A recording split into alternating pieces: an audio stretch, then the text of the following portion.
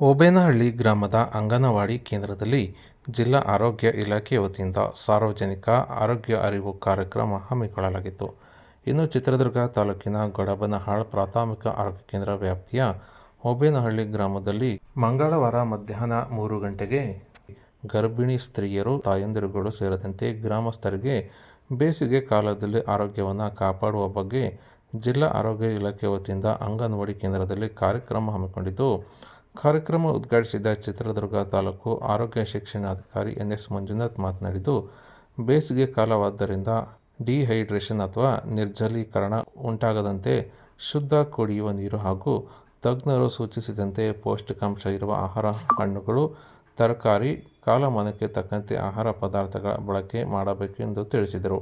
ಇನ್ನು ಬೇಸಿಗೆ ಕಾಲವಾದ್ದರಿಂದ ತಾಪಮಾನ ಹೆಚ್ಚುತ್ತಿದ್ದು, ಕುರುಕಲು ತಿಂಡಿಗಳ ಕಡೆಗೆ ಗಮನ ಹರಿಸದೆ ಜಾತ್ರೆ, ಹಬ್ಬ ಹರಿದಿನಗಳಲ್ಲಿ ಬೀದಿಗಳಲ್ಲಿ ಕೊಯ್ದಿಟ್ಟ ಮಾರುವ ಹಣ್ಣುಗಳನ್ನು ಸೇವಿಸಬಾರದು ಎಂದು ತಿಳಿಸಿದರು.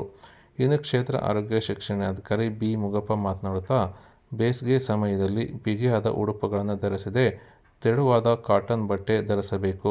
ಆಗಿಂದಾಗ್ಗೆ ಕೈಗಳ ಸ್ವಚ್ಛತೆ ಕಾಪಾಡಿ ತಣ್ಣೀರಿನ ಸ್ನಾನ ಮಾಡುವುದರಿಂದ ಜೊತೆಗೆ ಬೆಳಗಿನ ಸಮಯದಲ್ಲಿ ಕೆಲಸ ಕಾರ್ಯಗಳ ಕಡೆ ಗಮನ ಹರಿಸಬೇಕೆಂದು ಕಿವಿಮಾತು ತಿಳಿಸಿದರು.